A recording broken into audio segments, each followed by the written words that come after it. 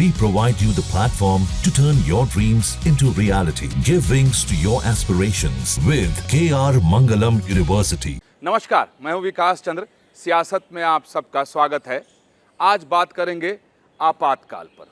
तो आपके मन में विचार आ रहा होगा कि आपातकाल पर क्यों? तो 25 जून को आपातकाल की 50वीं बरसी है और हर साल आपातकाल का जब मौका आता है, 25 जून का अवसर आता है, तो बीजेपी पूरे देश भर में अभियान चलाती है और कांग्रेस पार्टी को कटघरे में खड़ा करती है और हर बार बीजेपी नया तरीका अपनाती है और नए नए मुद्दे और एजेंडे पर आपातकाल के अवसर पर कांग्रेस पार्टी को घेरती है और उनसे जवाब पूछती है। और इस बार भी बीजेपी ने पूरे देश भर में एक अलग तरह से तैयारी की है। बड़े पैमाने पर संगठन की तैयारी है, कई तरह के मुद्दे और एजेंडे तय किए गए हैं, कई तरह के कार्यक्रमों को तय किया गया है जो लगातार 3 दिन तक चलेगा, यानी 25 जून, 26 जून और 27 जून तक पूरे देश भर में चलेगा। इसके लिए बीजेपी ने अपने हजारों नहीं लाखों कार्यकर्ताओं को जिम्मेदारी दी है और अपने सभी वरिष्ठ नेताओं को और केंद्रीय मंत्रियों को भी मैदान में उतार दिया है कि सभी उतरें और कांग्रेस पार्टी को और पूरे विपक्ष को घेरें, क्योंकि तमाम सारी जो आज कांग्रेस की सहयोगी पार्टियां हैं उनका जन्म आपातकाल के बाद हुआ था या उनके नेता आपातकाल में जेल में थे और कांग्रेस पार्टी के विरोध में ही उन लोगों ने अपनी राजनीति शुरू की और अपने दल को खड़ा किया और आज वो लोग कांग्रेस के पाले में हैं। तो अब बीजेपी की क्या तैयारी है ये आपको मैं बताऊंगा। साथ ही किन मुद्दों पर बीजेपी इस बार कांग्रेस पार्टी को घेरने जा रही है वो भी मैं आपको बताऊंगा। और कई सारे तो ऐसे मुद्दे हैं जो बाकायदा बीजेपी ने लिखित तौर पर अपने कार्यकर्ताओं को दिया है कि कहा कि जो कार्यकर्ता जाएं जब आम लोगों के बीच में, जब कार्यक्रम हों तो उन मुद्दों पर ज़रूर बात करें और लोगों को बताएं और समझाएं कि आपातकाल किस तरीके से बहुत ही भयानक था, देश के जनतंत्र के लिए खिलाफ था, संविधान की आत्मा को मार देने की कोशिश की गई थी, संविधान के गले को घोंट दिया गया था, पूरे देश को जेल में तब्दील कर दिया गया था। हालांकि बीजेपी, जैसा मैंने पहले कहा, कि हर वर्ष तैयारी करती है, लेकिन इस बार इसके जरिए बीजेपी सीधे कांग्रेस पार्टी को तो घेरेगी, राहुल गांधी से जवाब पूछने वाली है और सोनिया गांधी से जवाब मांगने वाली है। आपको याद होगा कि जब लोकसभा चुनाव 2024 चल रहा था, उसके बाद जब कई राज्यों में विधानसभा चुनाव हुए तो संविधान को लेकर के सबसे ज़्यादा चर्चा चल रही थी। राहुल गांधी सब जगह संविधान प्रति लेकर जाते थे और उसे दिखा करके अपनी बात करते थे। तो इस बार बीजेपी ने तैयारी की है कि संविधान पर ही वो राहुल गांधी को बीजेपी के नेता घेरेंगे और उनसे जवाब मांगेंगे कि आपातकाल में संविधान के साथ क्या हुआ था। उसके लिए बीजेपी ने बहुत तैयारी की है और सारे मुद्दों और एजेंडों को छांट करके उसके लिए लिटरेचर तैयार कराई गई है और वो सभी राज्यों के, प्रदेशों के कार्यकर्ताओं को वो दिया गया है, भेजा गया है। जो केंद्रीय नेता जाएंगे कार्यक्रम करने के लिए उनके साथ भी जाएगा और उन्हीं मुद्दों के आसपास बीजेपी के जो नेता कार्यकर्ता घेरेंगे। वैसे कई सारे कार्यक्रमों का आयोजन पूरे देश भर में 3 दिनों में होना है, वो भी मैं आपको बताऊंगा। लेकिन पहले इस मुद्दे पर चर्चा कर लेते हैं कि किस तरीके से बीजेपी राहुल गांधी को घेरने जा रही है, कांग्रेस पार्टी से संविधान पर सवाल पूछने जा रही है। क्योंकि आज जब राहुल गांधी और कांग्रेस पार्टी बीजेपी पर संविधान को लेकर आरोप जड़ते हैं राहुल गांधी, तो बीजेपी की तरफ से कुछ इसी तरीके से जवाब भी दिया जाता है कि वो लोगों ने आपातकाल में क्या किया था और किस तरीके से संविधान की धज्जियाँ उड़ाई थी। तो एक जो बाकायदा जो पूरी जानकारी है वो मैं आपके साथ साझा करूंगा कि आपातकाल में नहीं, 21 महीने में 25 जून 1975 को आपातकाल लगा था और 21 महीने तक देश में आपातकाल रहा। उस दरमियान सरकार ने, यानी कांग्रेस की सरकार ने, इंदिरा गांधी की सरकार ने 48 यानी 48 अध्यादेश लेकर श्रीमती इंदिरा गांधी आई थी और कहा जाता कि अध्यादेशों के जरिए ही वो शासन कर रही थी और संविधान को उन्होंने ताक पर रख दिया था, तिलांजलि दे दी थी। और संविधान में ढेर सारे संशोधन किए गए, राष्ट्रपति को लेकर, उपराष्ट्रपति को लेकर, प्रधानमंत्री को लेकर, स्पीकर को लेकर के बहुत सारे संशोधन किए गए और बीजेपी का कहना है कि संविधान की आत्मा को उसी वक्त मार दिया गया। तो उस मुद्दे को बीजेपी 50वीं बरसी पर उठाने वाली है और सबकी फेहरिस्त तैयार है। कुछ चीज़ें मैं लिखित तौर पर ले आया हूं जो आपके सामने रखूंगा और आपको बताऊंगा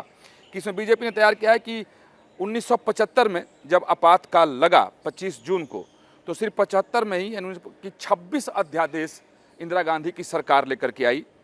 1976 में 16 अध्यादेश इंदिरा गांधी की सरकार लेकर आई। 1977 में 6 अध्यादेश उनकी तरफ से जारी किया गया था और 19 जून 1975 को मीसा का जो कानून था उस पर अध्यादेश आया और उसमें कई सारे बदलाव किए गए, यानी संशोधन किए गए। तो इन अध्यादेशों को लेकर के इस बार बीजेपी कांग्रेस पार्टी से सवाल पूछने वाली है कि जब कांग्रेस पार्टी इतनी संविधान की दुहाई देती है और राहुल गांधी संविधान की प्रति लेकर पूरे देश भर में घूमते हैं, तो जब उनकी केंद्र में सरकार थी और इंदिरा गांधी की सरकार थी, जब आपातकाल लागू किया गया था, तो जो 48 अध्यादेश लाए गए थे, संविधान किनारे रख दिए गए थे, तो उस पर राहुल गांधी की राय क्या है, सोनिया गांधी इस पर क्या कहेंगी। साथ ही उस दरमियान जो संविधान में संशोधन किए गए उस पर बीजेपी भी राहुल गांधी से सवाल पूछने वाली है कि संविधान की आत्मा के साथ क्यों छेड़छाड़ किया गया,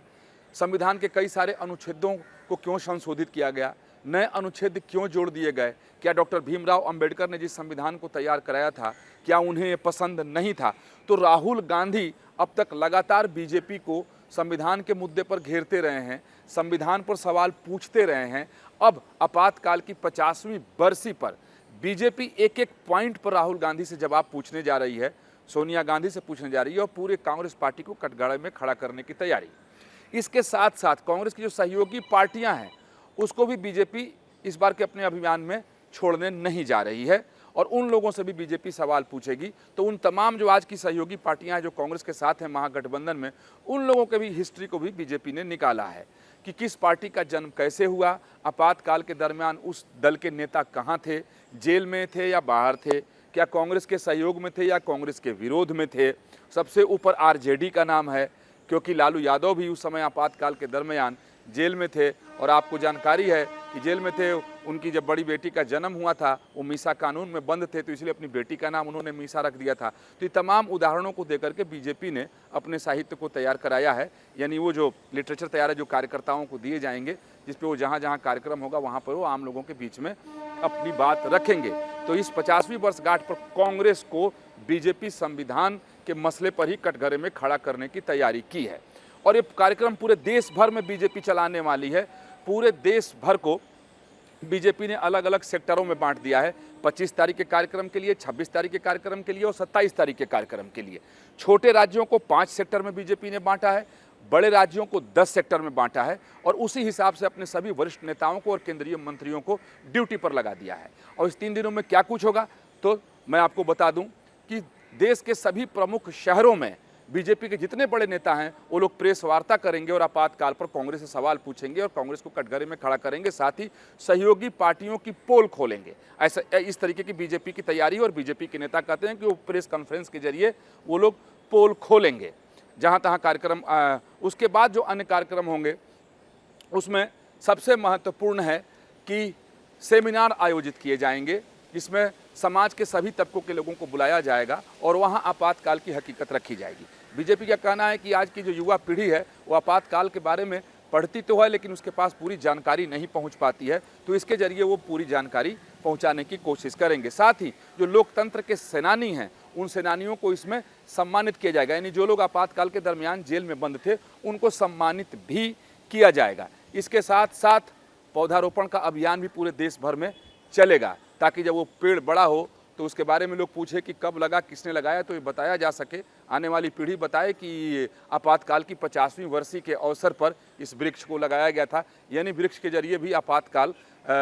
जिंदा रहे, लोग उस पर चर्चा करें, इसकी भी तैयारी बीजेपी की तरफ से की गई है। उसके साथ साथ सभी जगहों पर कार्यक्रम होंगे, इस तरीके के कार्यक्रम होंगे जिसमें सभी लोग तबके के लोग बुलाए जाएंगे, यानी उनकी सभा होगी, छोटी सभा होगी, बड़ी सभा होगी, नुक्कड़ सभा होगी और उसमें बीजेपी के कार्यकर्ता और नेता आम लोगों तक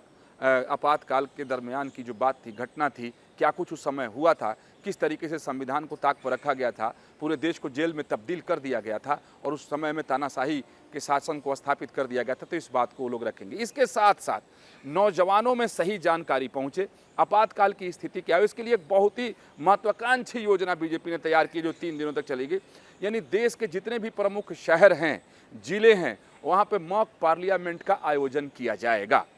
और जिसमें समाज के सभी वर्ग के नौजवानों को बुलाया जाएगा। और जिस तरीके से हम और आप देखते हैं कि कि संसद भवन के अंदर बहस होता है, सभी दलों के सांसद अपनी अपनी बात रखते हैं, तो उसी तरीके से पक्ष विपक्ष में बटकर नौजवान उस मॉक पार्लियामेंट में आपातकाल पर बहस करेंगे। पहले सरकार की तैयारी ये थी कि 50वीं सालगिरह पर संसद सत्र बुलाई जाए और उसमें 50वीं सालगिरह पर आपातकाल के ऊपर बहस हो, लेकिन ऑपरेशन सिंदूर और दूसरी घटनाओं की वजह से सरकार ने उसे त्याग दिया, यानी छोड़ दिया, क्योंकि विपक्ष ने भी घेरना शुरू किया था तो सरकार ने उसे छोड़ दिया। लेकिन नौजवानों के बीच में मॉक पार्लियामेंट लगाने की तैयारी बीजेपी ने कर ली है और 25 तारीख से उसकी शुरुआत हो जाएगी और देश भर में मॉक पार्लियामेंट का आयोजन किया जाएगा। इसी तरीके से नौजवानों के बीच में प्रतियोगिता का भी आयोजन होगा, यानी नौजवानों को बुलाया जाएगा, भाषण प्रतियोगिता, लेखन की प्रतियोगिता, निबंध लेखन की प्रतियोगिता, सब कुछ आपातकाल पर ही आयोजित होगा। तो जितने भी कार्यक्रम देश भर में 3 दिनों में आयोजित किए जाएंगे, उसके पीछे बीजेपी की एक ही रणनीति है कि आपातकाल की जानकारी लोगों तक पहुंचे और उसकी याद फिर से तरोताज़ा हो जाए। वो जो पुराने लोग हैं, जो लोग आपातकाल के समय में थे, वो तो जानते ही हैं, लेकिन नौजवान न सिर्फ जाने बल्कि उसको महसूस कर सकें, इसलिए इतने बड़े पैमाने पर बीजेपी ने कार्यक्रमों के आयोजन की रणनीति और योजना तैयार की है। और लेकिन कार्यक्रम चाहे जो भी हों, अगर सेमिनार होता है तो उसमें भी कि भाई संविधान के साथ छेड़छाड़ क्यों की गई, उसकी आत्मा के साथ छेड़छाड़ क्यों की गई, क्यों तमाम सारे अनुच्छेदों में संशोधन कर दिया गया, नए अनुच्छेद क्यों जोड़ दिए गए, उसके साथ सिर्फ अध्यादेश के जरिए शासन क्यों किया गया, ऐसे तमाम सारे सवाल हैं जो कांग्रेस से पूछे जाएंगे। तो हालांकि कांग्रेस के लिए भी ये कोई नई बात नहीं है, हर साल बीजेपी के लोग 25 जून आते ही सवाल पूछना शुरू करते हैं, लेकिन इस बार बीजेपी ने बड़े पैमाने पर तैयारी की है कांग्रेस पार्टी को और सीधे तौर पर राहुल गांधी को घेरने के लिए। तो चलिए इसमें इतना ही, आगे फिर किसी विषय पर आपसे बात करेंगे। सहयोगी जयराम यादव के साथ विकास चंद्र, न्यूज नेशन, दिल्ली।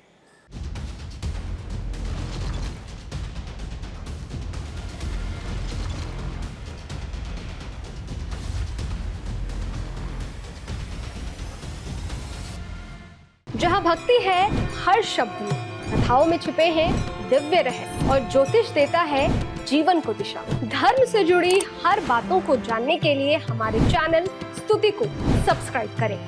चैनल पर जाने के लिए इस लिंक पर क्लिक करें।